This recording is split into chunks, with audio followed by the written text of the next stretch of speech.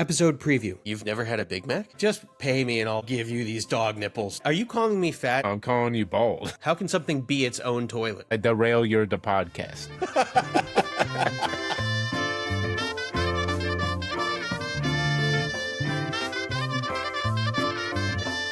Welcome to another episode of This is Unusable. My name is Ben Steinberg.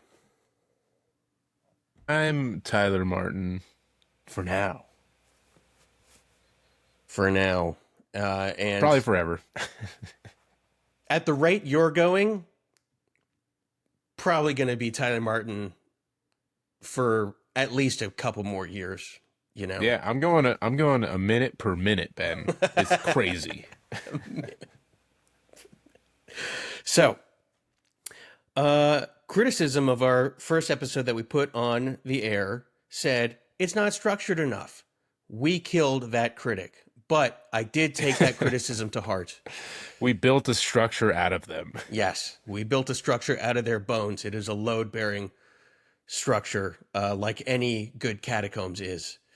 So now I was like, all right, well, let's just decide to talk about something ahead of time. And we decided on that. And by we decided on that, I mean, I said, hey, would you mind if we talked about these things? And you were like, yeah, sure, why not?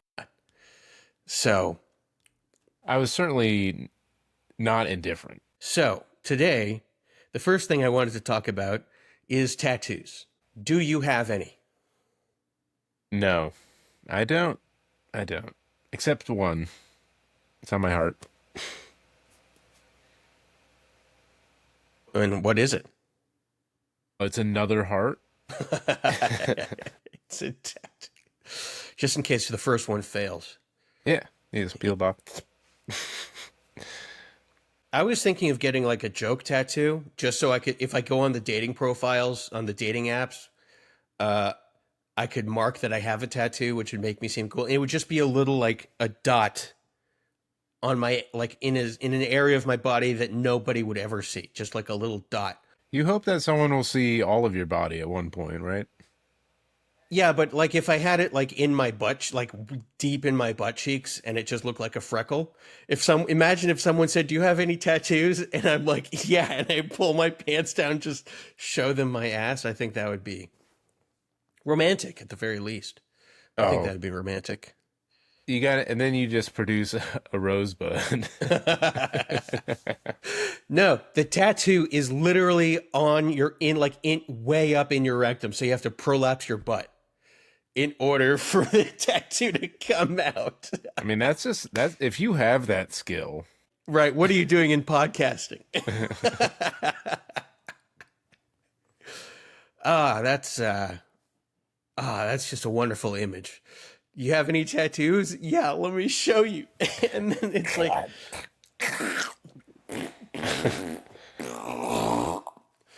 oh wow, that's really great. Well, we've descended from the mountaintop here. This is Unusable. Yeah, that really was pretty remarkably disgusting. So, but no, as a Jew, you know, we're forbidden from having tattoos, supposedly, according to whatever stupid law it was. They're gonna created. get you. They're gonna get you. They'll put you on a list.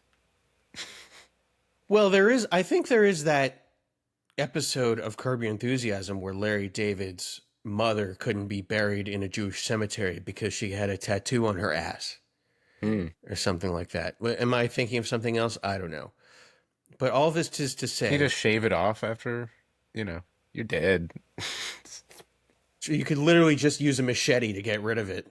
Nobody would be any the wiser. Nobody would care. As a Jew, they say you're not supposed to desecrate your body with a tattoo, right?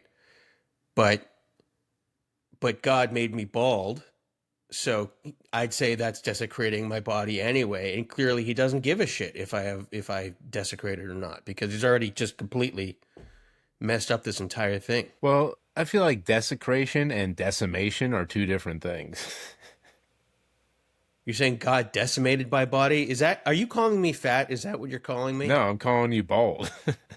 Oh. He decimated your hairline.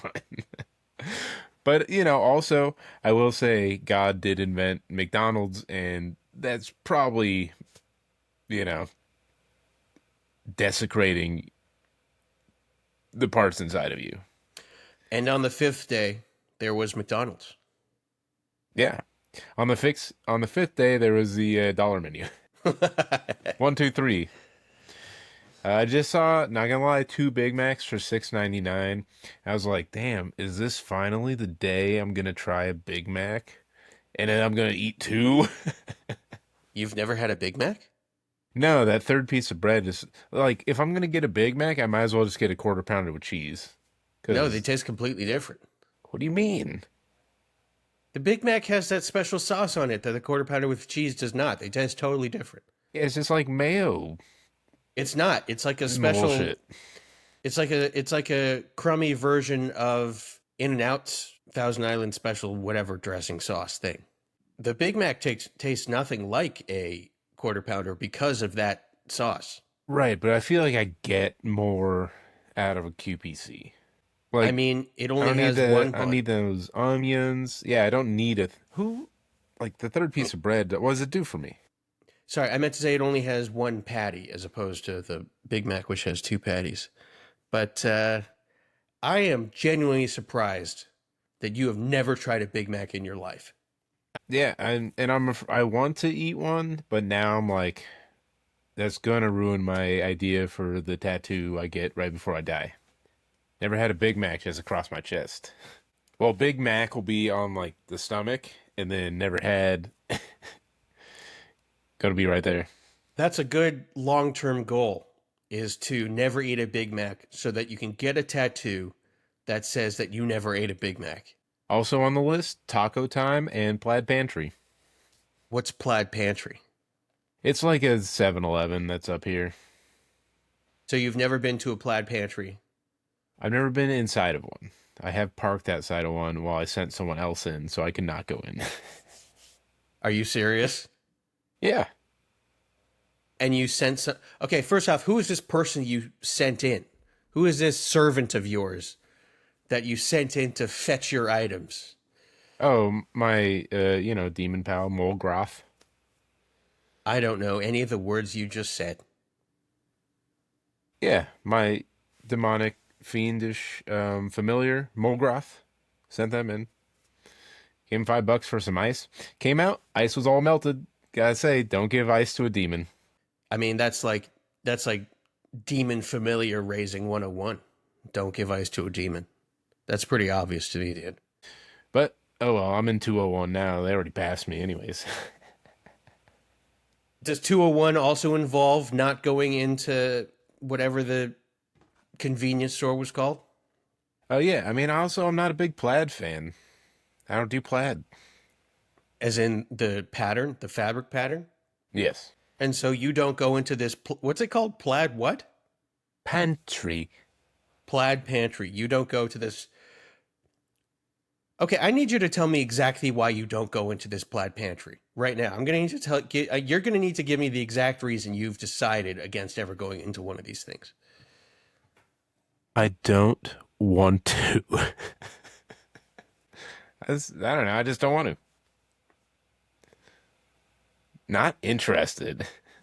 Not interested, sure, but if it's like, what if if you're sort of a little low on blood sugar, if you need some coffee to pick you up, you'll be like, well, that's a Plaid Pantry. There's no way I'm going in that thing. Yep. You're just going to crash my car into a light pole.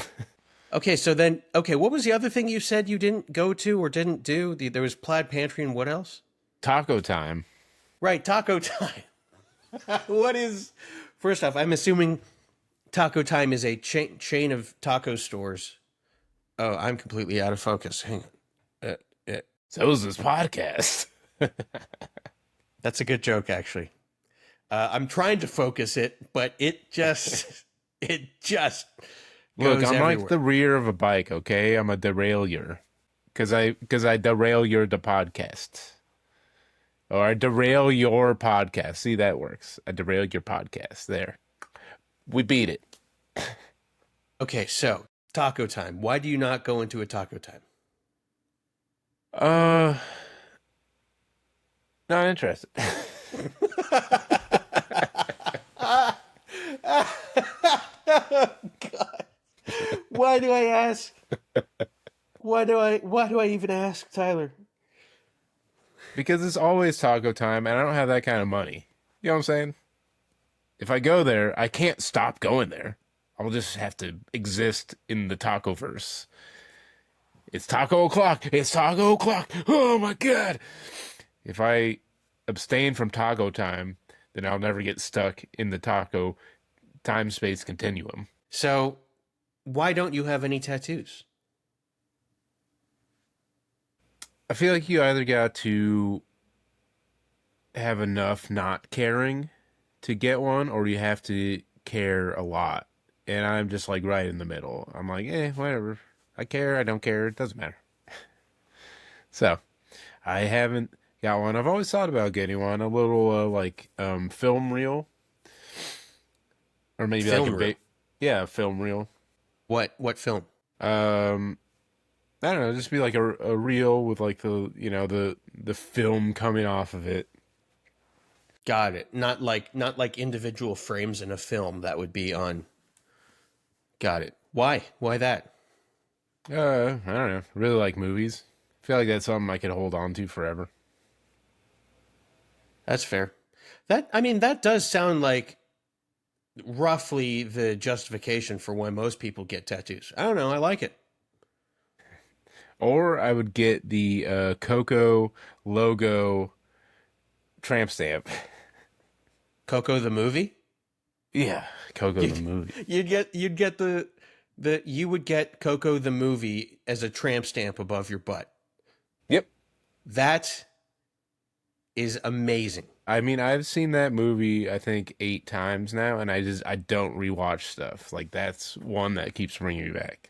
Why? Animation, the music, the voice acting, love it all. I've never seen it. It's about death, right?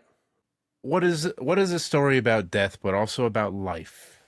Well, yes. Yes, that is a part of it. But like some movies that are about life don't focus on death at all. And they're really missing out. Fucking Coco tattoo on your lower back, dude. I mean, what the fuck? It's completely. That's amazing. See, if I got a tattoo, it would have to be a joke. It would have to be a joke. Maybe on my anus. I don't know. Or like another idea would be if when a dog is pregnant, its boobs get bigger and you can see its nipples and stuff like that. I would get those tattooed, like 10 of them tattooed two across down my body so that the fatter I got, the more like a pregnant golden retriever I would look, just because that would be funny to me. I would find that humorous. And I'd also enjoy having to explain that to the tattoo artist. They'd be like, wait, you want what? But then again, they've probably heard all sorts of crazy stuff. So they'll just be like, just pay me and I'll give you these dog nipples. Yeah. NQA, What does NQA mean? No questions asked. Right. Right. Who is a tattoo artist to question? You know what? I figured your tattoo would be you'd get like hair. No. I thought about that a long time ago. Maybe just and a Charlie Brown curly Q. that would be horrific.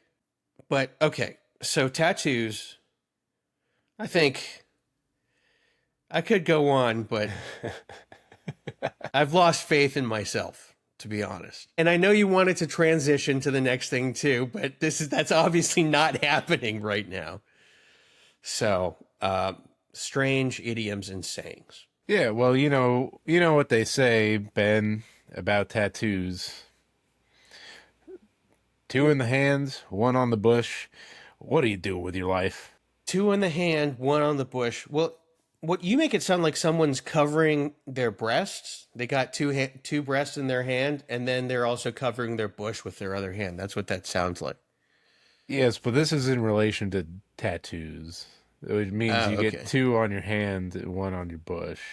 And then, yeah, and then, weird idioms. We should go off on a tangent about that, right? Great. Way to save it. Way to save it. I just think the phrase, not seeing the forest for the trees, is really funny. Not seeing the forest for the trees, to me, is an interesting phrase because I don't really understand the grammar of it. Now, I know what the meaning of it is. It's basically you're not seeing the biggest picture. But there's something ironic about me getting lost in the grammar of the phrase, not seeing the forest for the trees, which is to say, by obsessing about the phrasing of not seeing the forest for the trees, I'm not really seeing the forest for the trees. See, I'd kind of take it more like you're not seeing the composition of what it is.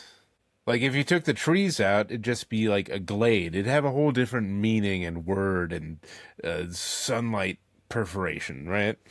So you got to look at the details of it. And the details are there's trees.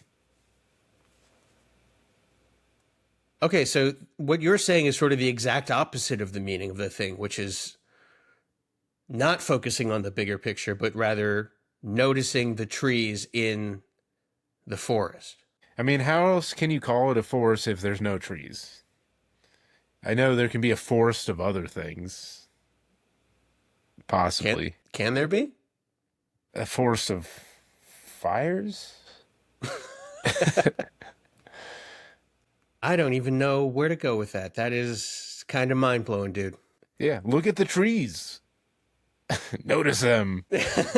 But They beg to be hugged and kissed. Tap into that sap, motherfucker, you know? but not seeing the forest for the trees means you're only paying attention to the trees and not the bigger forest that they're in. No, you're paying attention to the forest without the trees. If you're not seeing the forest for the trees, then you're not even looking at the forest at all. What are you looking at? A squirrel? And see, that is the problem I have with the phrasing of that phrase. It is a weird sort of, I don't know, man. It's just weird. That's why it's one of my favorite Bible verses, because it's open to interpretation. But is it supposed to be? Isn't it supposed to be about, literally about seeing the bigger picture? Isn't an idiom not supposed to be open to interpretation? I don't know. It sounds like an idiot, so I think you can do whatever you want to it. Look, anything in at least the English language is malleable, and most words sound like other words that already exist. So you can just completely have a random sentence full of words that sound like other words that makes zero sense, and it's perfectly fine because everyone will understand, even though you're saying four, and four. For what? What? Yeah, that's a sentence, four for four. But what I'm saying is FOUR. Okay, so that's like the phrase. That's like the weird phrase that when which you say the word buffalo 8 times, and it's technically a grammatically correct sentence. Do you know How's that? No. What? Because Labubu? Labubu? Buffalo Labubu. What is that? Oh, it's like this Chinese doll that's like has like teeth. People going crazy for it. Wait, so how does buffalo 8 times a sentence? Because it's a noun and a verb.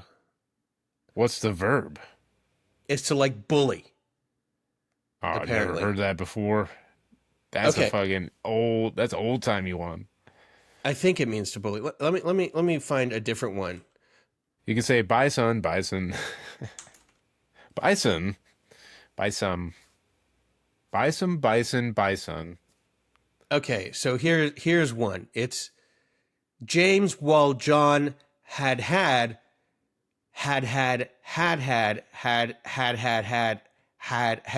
better effect on the teacher. I think that's a technically correct sentence. James while John had Wait, James Wild John. had a better effect on the teacher. Confused? No, I've never been confused in my life, and I never will be. That's a good way to go about life. Good way to go through life is to never, ever be confused. Yep, no confident, but no confusion. You know what? I think that might explain literally everything about you. If you are never confused, then you're kind of constantly confusing everybody else, but you don't know you're doing that, and thus the predicament you have with literally anybody who knows you. It's like a confused snake eating someone else's tail, but thinking it's its own. That's a great way of putting it. What idioms do you not understand or do you find weird, if any? I don't know. I don't pay attention to those. I just make my own. I'm not sure that's really how idioms work. Carpe idiom is what I say. Carpe idiom. That's good. How do you come up with this stuff? Sometimes I'm so jealous of how this stuff just manifests in your brain. And other times I'm like, man, I would not want to be in your shoes. That's how my mind worked. Too big for everybody. You do have like a size 16 shoe, right? Yeah. That's still wild to me after all these years. That is such a massive shoe, dude. It's like its own toilet, though, so that's pretty good. What do you mean it's like its own toilet? How can something be its own toilet? One of my favorite idioms. Because it's got like because they're so big, it says its own little, plumbing. It's got a little flusher, what do they call those? Like a plunger. Little kinking. Like whoosh. I don't think it's called a whoosh. It's an interesting guess. The whoosher. The whoosher. The shit whoosher. You know, one of those shit whooshers you sit on in the room, in the water room. I'm so lost. What do you mean your shoe has a toilet? Just to say it straightforward. It's got its own plumbing system because they're that big. Is that an idiom? It's so big it has its own plumbing system? Yes. If you have something really big and it doesn't have a plumbing system, shit's fucked. Literally. Well, right. Depending on your definition of fucked. But your shoe, what are you talking about? What are you talking about? What do you mean your shoes? Shoes so big, they got their own plumbing. I don't. Okay. How are we getting lost? I don't get it. I don't get how you don't get how I'm not lost, how I am lost. I don't know what I'm saying. Half the things you say just sort of short circuit my brain, and I have no idea where to proceed from there. It is the ultimate improv test. It really is remarkable. I initiate this conversation, and then I'm like, I don't know, man. I just what the fuck is going on in your head? That's just what is happening? You know, a smorgasbord of smorgasbords.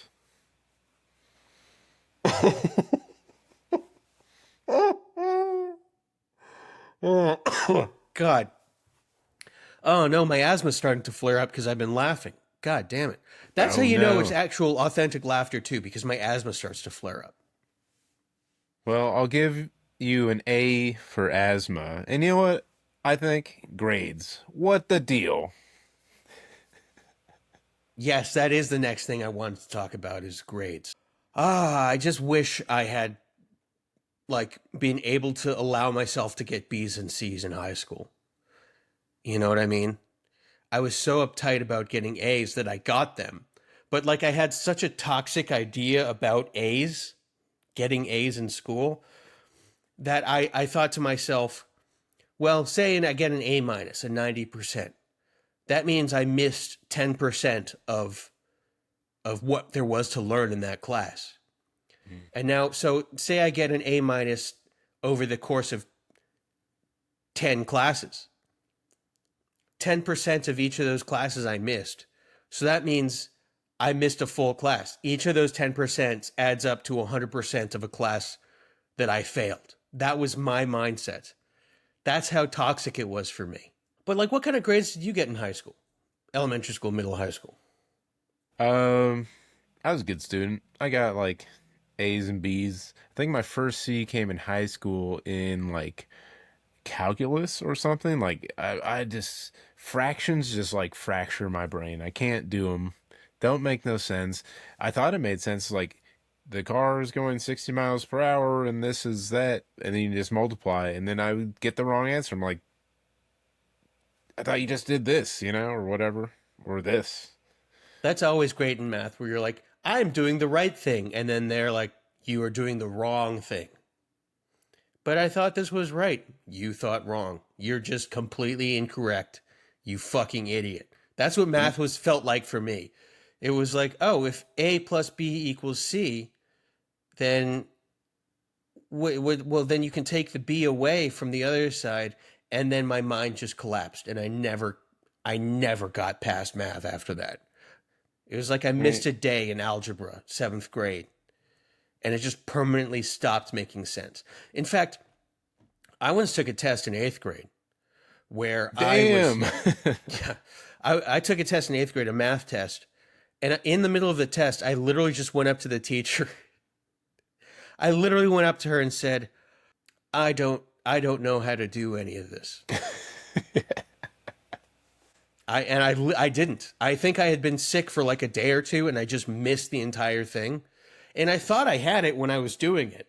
It was weirdly brave of me to just, but I didn't know what else to do. I was like, I can't answer this question. Let's see what question number 2 has to offer. I cannot answer this question. Let's see if I can't do 3, 4, I can't. No. I cannot answer any of these. So in the middle of the test, while everyone was doing it, I just got up and said, I don't know how to do this. It was like a weirdly honest moment because then she eventually taught me how to do it and I took the test and I did fine. But that was all of math for me. It was just, I don't think I can do this. And I just can't do it. That's how intense school was for me. I don't know this. I don't understand this. It's life or death. I'm going to die.